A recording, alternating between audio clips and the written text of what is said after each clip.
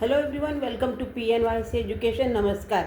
आज आपण खूप दिवसांनी भेटतोय, पण आज आपण अत्यंत महत्त्वाच्या अशा 9वीच्या पॉलिनॉमियल टॉपिकपासून रीलच्या ऐवजी आजपासून आपण व्हिडिओची सुरुवात करत आहोत, ज्यामध्ये आपण पूर्ण एक्सरसाइज बघणार आहोत.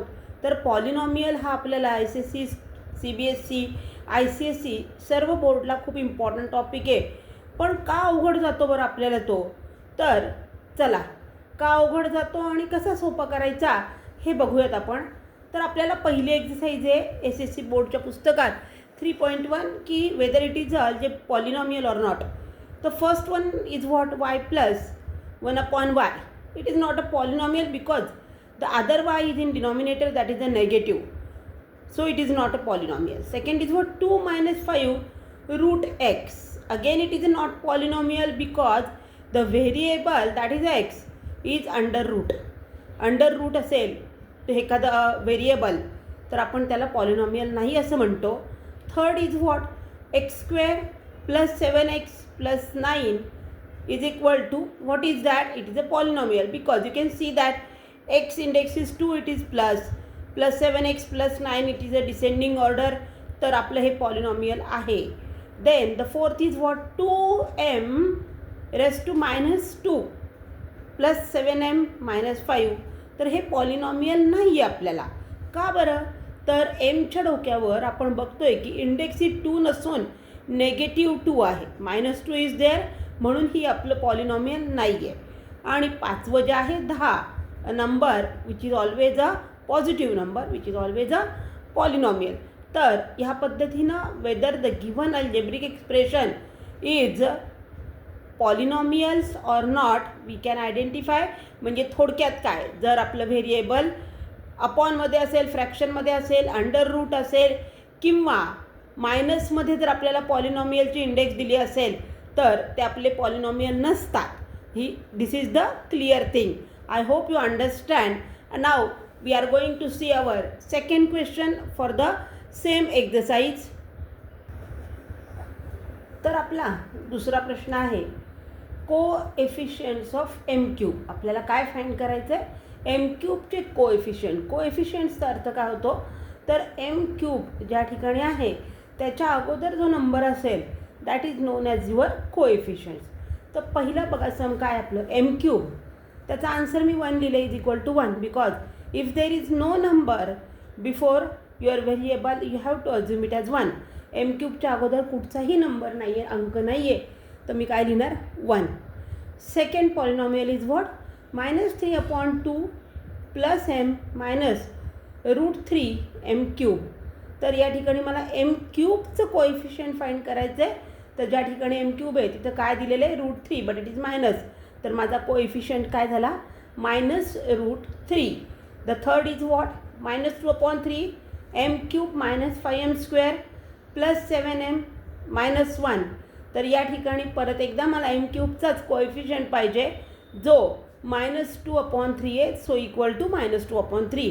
तर या पद्धतीने आपण कोएफिशियंट म्हणजेच काय, तर तुम्हाला दिलेल्या व्हेरिएबलच्या अगोदर जो अंक असेल. आता इथे आपल्याला m क्यूब विचारलं होतं म्हणून मी m क्यूबच्या अगोदर जे नंबर होते तर ते मी लिहिले होते. आत्ता m स्क्वेअर असतं किंवा अजून काही असतं तर त्याच्या ते फाइंड आउट करायचं आणि त्याच्या आधी जो नंबर आहे that is known as your coefficients. Very simple. 1 मार्काला आपल्याला हा प्रश्न येत असतो पेपरला. पुढे आपला तिसरा प्रश्न आहे पुस्तकामध्ये राईट द पॉलिनॉमियल. तर खाली काय दिलेलं आहे आपल्याला, तर मोनोमियल म्हणजे काय की आपण अगदी 7वी 8वी पासून शिकतोय की मोनोमियल म्हणजे फक्त एक टर्म, बायनोमियल म्हणजे 2 टर्म, प्लस आणि मायनसच्या साईनने टर्म वेगळ्या होत असतात. ट्रायनोमियल म्हणजे 3 टर्म आणि त्यापेक्षा जास्त आलं तर आपण त्याला पॉलिनॉमियल म्हणतो. तर आपल्याला एक्स त्यांनी अझ्युम करायला सांगितलं आहे मोनोमियल विथ डिग्री 7. तर या ठिकाणी डिग्री 7 माझी कॉन्स्टंट राहणार आहे x7. मग ह्याच्या आधी मी आत्ता इथे काय लिहिलं आहे 3x⁻7. पण मी 3च्या ऐवजी कोणताही नंबर लिहिला असता तरी पण माझा आन्सर बरोबर आलं असतं. So it is a monomial. एकच नंबर दिसतोय, मल्टिप्लिकेशनचं साईन आहे 3 आणि x म्हणून ते वेगळे होणार नाही आहे. Then the next one is what binomial म्हणजे 2 टर्म आपल्याला लागतात आत्ता विथ डिग्री 35 म्हणून x⁻35 -1 लिहिलं मी. याच्या आधी आत्ता सांगितलं प्लस आणि मायनसच्या साईनमुळे काय होतात, टर्म्स वेगवेगळ्या होतात. तर इथे मी -1 लिहिलं, मी कुठचाही नंबर आत्ता लिहिला असता तरी चालला असता. इम्पॉर्टंट काय असतं की मला डिग्री 35 दाखवायची, ती मी दाखवली आत्ता. The third is what, trinomial with degree 8. Trinomial म्हणजे काय, 3 टर्म्स असतात आपल्याकडे, 2x⁸ plus 2x⁵ plus x³ परत एकदा महत्त्वाचं काय होतं माझं, तर मला डिग्री 8 दाखवायची होती, जी मी दाखवली. त्यानंतर मी आत्ता डिग्री 5 लिहिली आहे, 3 लिहिली आहे, आपण वेगळी लिहिली असती, पण रिमेंबर ती प्लस पाहिजे, हे आपल्याला इम्पॉर्टंट गोष्ट शिकली आत्ता. तर या पद्धतीनं 3.1 मधली आपण क्वेश्चन नंबर 2, 3 कंप्लीट केला आहे. आता आपल्याला फोर्थ क्वेश्चन काय, तर राईट द डिग्री. आपण डिग्री कशाची लिहितो, तर व्हेरिएबल म्हणजेच अल्फाबेटची. तर पहिलं काय बघा, √5 आहे. आता या ठिकाणी आपल्याला कुठचंही व्हेरिएबल दिसत नाही, एपासून झेडपर्यंत कुठचंही अल्फाबेट नाही आहे, तर त्या ठिकाणी आपली डिग्री होते 0. The second is already given, x⁻0, तर डिग्री इज 0.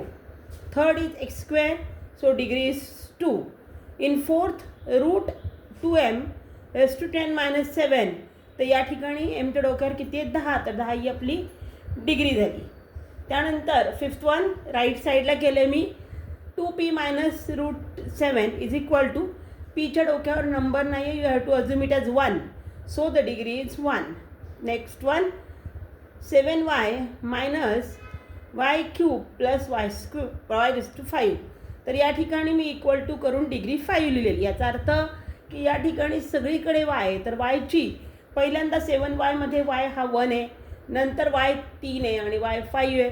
तर या ठिकाणी जी मोठा नंबर असतो हा त्याला आपण हायेस्ट डिग्री म्हणतो, that is your degree of the given polynomial. So y⁵, that is the degree is 5.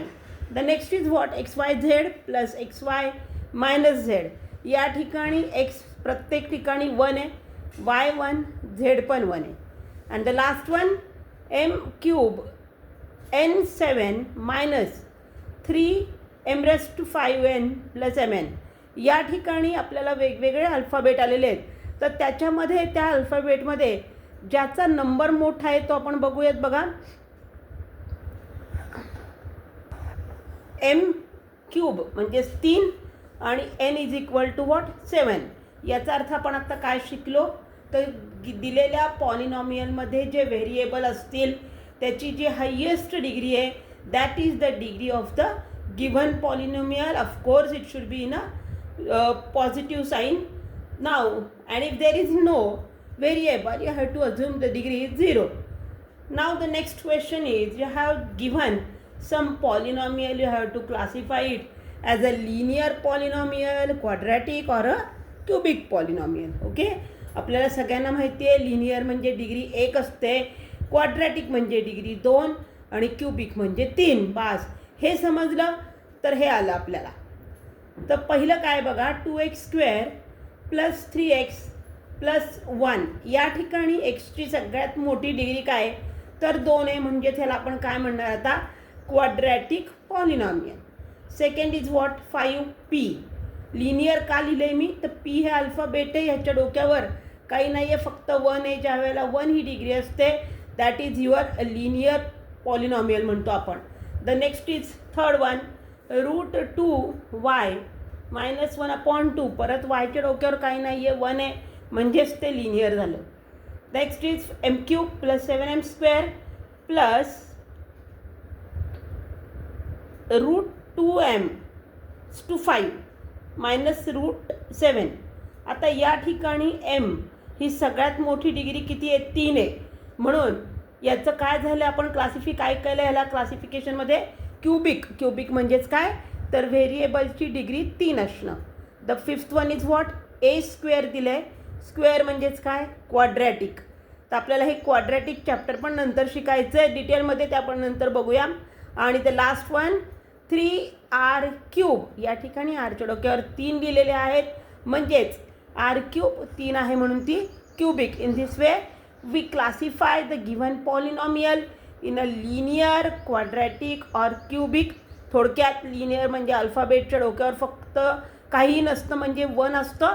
Quadratic म्हणजे दिलेल्या अल्फाबेटच्या डोक्यावर +2 असतात, स्क्वेअर म्हणजे, आणि क्यूबिक म्हणजे 3 असतात. हे कळलं म्हणजे आपल्याला क्लासिफिकेशन कळलेलं आहे. तर आता याच्यानंतर आपण आपला पुढचा क्वेश्चन बघणार आहोत. आज आपण पॉलिनॉमियल या चॅप्टरमधला 3.1 त्यातलं 1, 2, 3, 4, 5 क्वेश्चन नंबर 5पर्यंत आपण डिटेलमध्ये पाहिलेले आत्ता. यानंतरचं आपण आपल्या पुढच्या व्हिडिओमध्ये बघूयात. याबद्दल तुम्हाला कोणालाही काही शंका असेल, अजून आपल्याला एक्सप्लेनेशन हवं असेल तर आमच्या चॅनलच्या कमेंट बॉक्समध्ये तुम्ही टाकू शकता. तुमच्या रिक्वायरमेंटप्रमाणे आम्ही पुढच्या व्हिडिओमध्ये तुम्हाला तुमच्या प्रश्नांची उत्तरे देऊ. त्या ठिकाणी आमचा फोन नंबर पण आहे. Till then stay tuned. Thank you.